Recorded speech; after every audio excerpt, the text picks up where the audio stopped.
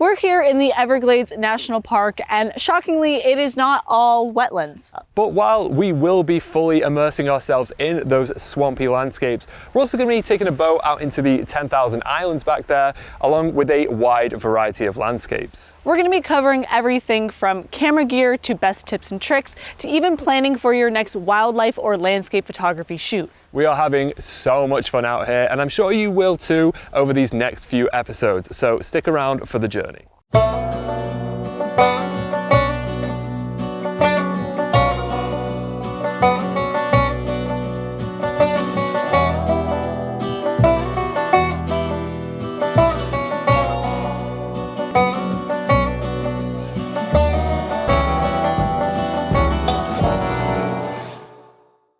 Whether you categorize yourself as a morning person or a night owl, there are some best practices when it comes to shooting stunning wildlife and landscape images. And we're here in Everglades National Park in Florida to show you amazing places and amazing wildlife. And yes, the best time to shoot wildlife is morning and night, but it's not quite that simple. So let's get started. So I think Matt will agree with me when I say that early morning and early evening are some of the best times to shoot both landscapes and wildlife. And for me, I love that not only are you getting a beautiful sunset or sunrise, those typical photos that you see everywhere, and they're so beautiful, but they also offer a lot of different advantages. So for one, as the sun is setting, like right now, it's sort of behind the trees. It was really harsh earlier, but it's casting this really lovely golden glow sort of across the landscape.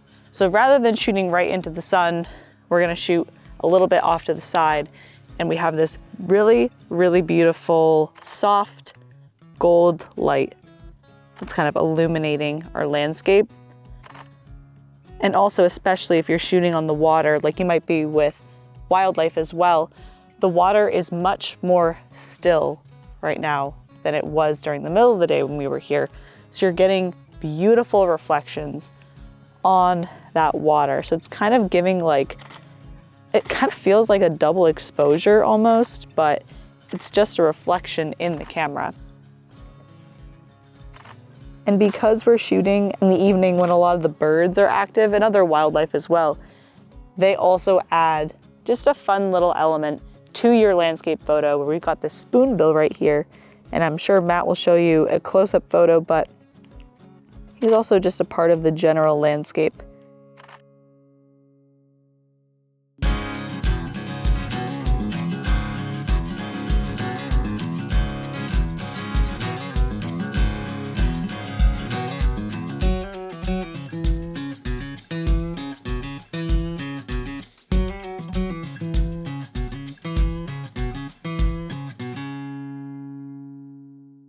Similarly to landscapes, the best time of day to shoot wildlife is either early morning at sunrise or at sunset.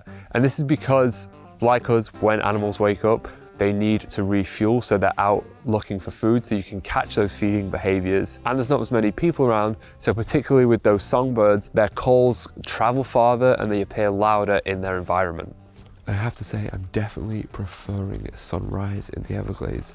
There's something about it, just there's not as many people out, and I just find the birds seem to be a lot more relaxed, and there's a lot more of them.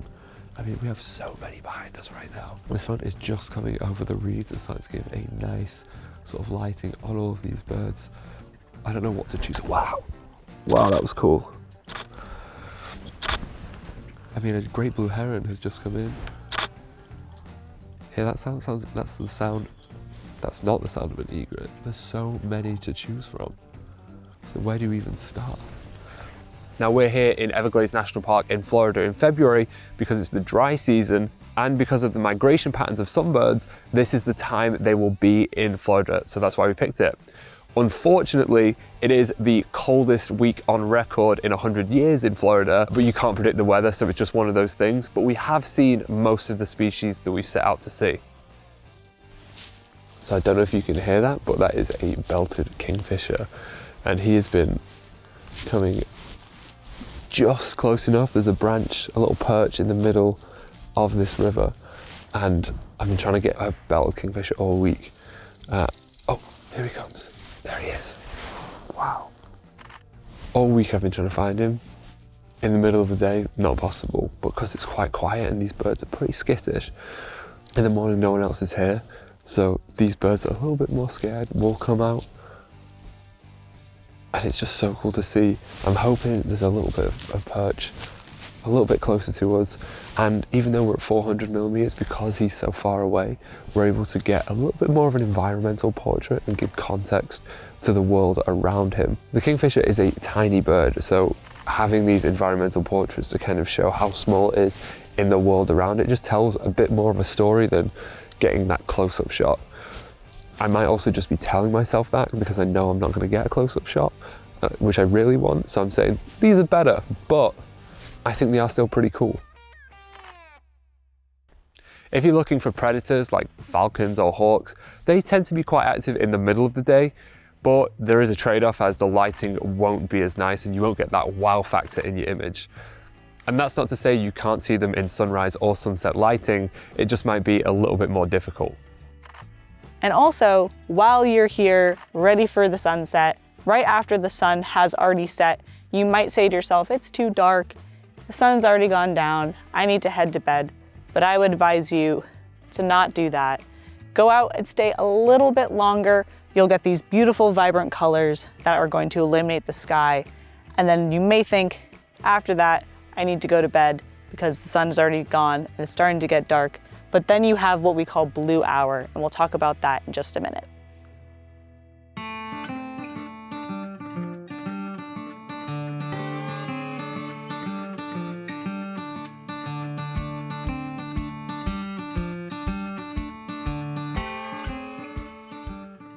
Landscaping ass up.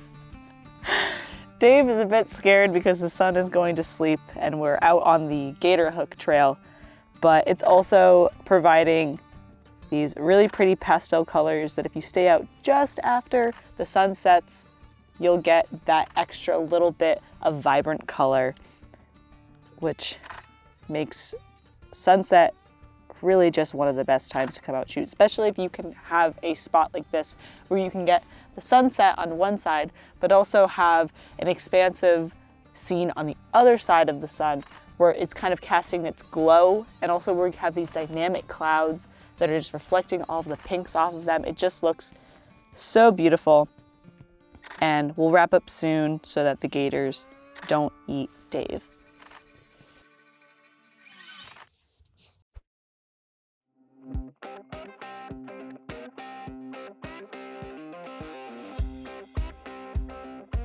So now we've shifted over to the field for blue hour. And what blue hour is it's basically this time right after the sun is setting.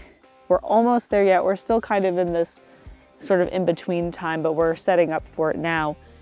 So after the sun is set and it's fully gone below the horizon, it casts this beautiful blue hue across the landscape, and it's really even.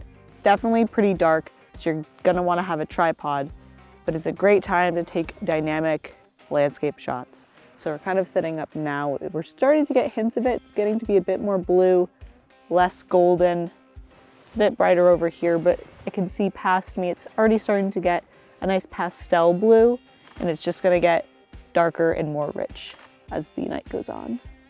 And if you're shooting in the blue hour, it's going to get dark really quick.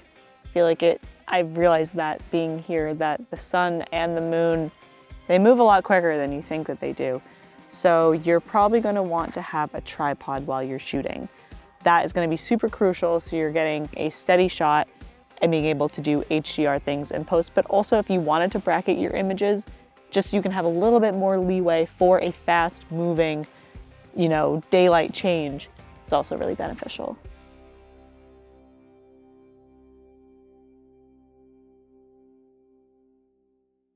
When photographing wildlife, it's always great to have a plan. You need to know what you want to photograph and where they'll be. So use apps like eBird so you know which species have been in a specific area in the last 7 days.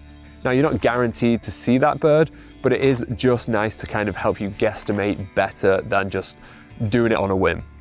What is that bird? That's a kingfisher. No, it's not. That, don't toy with my emotions like that, Dave.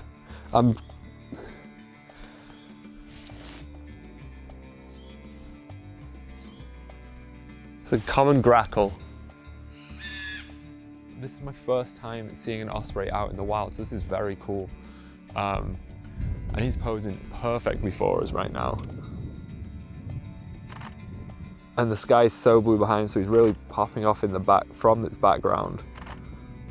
And he is putting on a show. Hopefully we'll fly off soon, but I have a feeling he's there for the next few hours. We actually have just come back into the parking lot around the corner, and we've got a much better view of the osprey. We still have pretty decent lighting. It's pretty harsh because it's kind of the middle of the day, but we're in between the sun and the osprey, so it's still got pleasant lighting, and we're able to get those really close-up portraits. And when you're birding, you might think you'll be out on a trail in nature to find these amazing birds, but sometimes you see an osprey in a parking lot and it's still just as magical. I'm super, super excited about the photos we got here. And you may be saying to yourself, I only have time to shoot in the middle of the day, so I can't take any great photos. Now that is false. There are still great photos to be made, even in the middle of the day. You just might need to be a little bit more creative. For me, if I'm shooting in the middle of the day, I might not shoot the wide open spaces because it goes a bit flat. But if you tuck yourself into the more shadowed areas, you can still get a really contrasty image with those shadows and the harsh sun just peeking in.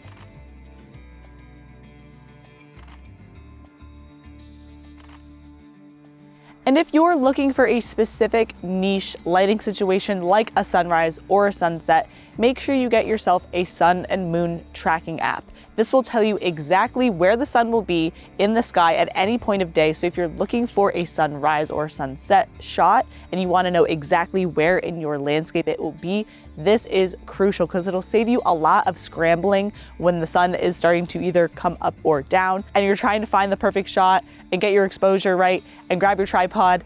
It just takes all of that guesswork out of the equation so you can focus on the picture taking.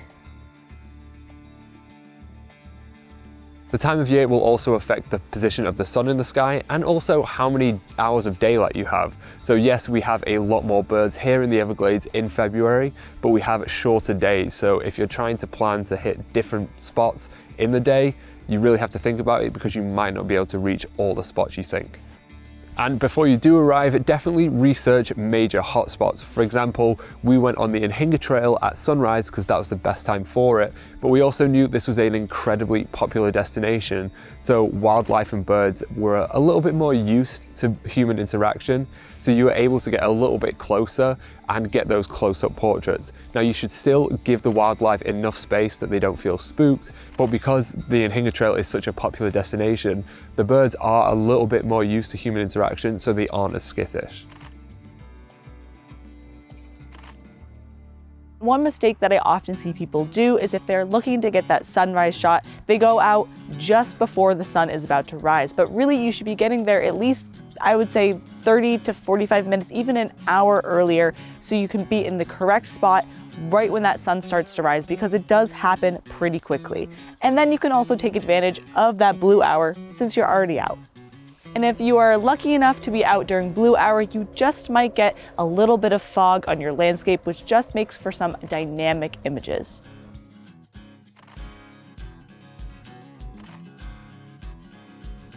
And something that I've learned recently is you can somewhat predict your sunset colors before it even happens, but this is not an exact science, nor am I a meteorologist. But you can kind of be able to tell if your sunset will be slightly better than others. So higher clouds in the sky will let the colors reflect around and will give you a bit more of a vibrant red color. But also, lower humidity and cleaner air will help those colors spread, which is why you see a lot of photographers run out after a storm. The rain has cleared away quite a bit of that pollution or maybe just pollen that's built up that's blocking a lot of the color. And storms are usually quite a bit windy, so they're also pushing those clouds around, so they're not so big and puffy. They're often very thin and have more ripples in them. So that will give you really dynamic images with those clouds, but it also lets the colors kind of jump around and it gives you just these beautiful saturated colors. Now that we have all the planning down, here are a few pro tips. First off, I would say play with your lighting a little bit. Now, obviously we want to get that nice, evenly lit shot of the bird, but if you are going to do silhouettes, for example, that's great. Use the sun as a backlight or get a rim light on the subject so you get a nice ethereal look to really get a different perspective of your subject. If you're photographing a bird in flight or you're photographing a really bright white bird, I would definitely use spot metering. Now, using this will expose for your subject, not the general average of the image. So if you're shooting a white bird and you're on a dark background and it's exposing the center average, your bird will be glowing. Contrastly, if you're shooting a bird in flight and they're against a bright sky, they'll be just a silhouette. So you want to expose for your subject, and then you can bring the shadows of the dark background up or the bright skies down in post-production. And like I mentioned before, at sunrise, animals need to refuel. So they'll be doing some feeding behaviors like hunting. So this is just another interesting aspect that you can capture to separate your photos from just a bird perched on a tree, for example. And just as Sam is using longer lenses in landscapes, you should probably use wider lenses in your wildlife shots. And I'm not talking a 16-35, but maybe something like a 70-200 will give you an environmental portrait and give you a lot more context of the world that your subject is living in. Another reason why I love to shoot at sunrise is we do get the potential for some mist, particularly on these water scenes, and it just adds that little extra element to your images that you're not going to get in the middle of the day. But if you really don't want to get up in the morning, you have to get out at sunset, because Mother Nature's kind to us. She gives us great light in the morning and in the evening. And if you're just going home with midday shots, you will kick yourself, because the light at sunset is truly incredible. And like Sam has been getting creative by using long exposures and different kinds of filters, you can get creative with your wildlife shots as well. I'm talking reflections, dropping that shutter speed to get a bit of motion blur. Really just experiment and you might find something that you really like. We have had an incredible time here in Everglades National Park in Florida. We've seen so many amazing landscapes, so much beautiful wildlife, and so many birds. And that's because we got out early and we stayed out late in the park. I know it's really tough to get up super early before the sun's even risen, but we're out here now. We're the only ones in the park, apart from their residents, all the birds. We have this to ourselves right now, and it's such a beautiful place in the world. So if you are visiting a national park, yes, obviously enjoy it throughout the day, but definitely get there before the sun rises and stay until after the sun has set. You will not regret it. I hope you've had as much fun as we've had making this video. It's truly an incredible place. But in the meantime, I've been Matt. Thank you so much for watching, and we'll see you in the next one.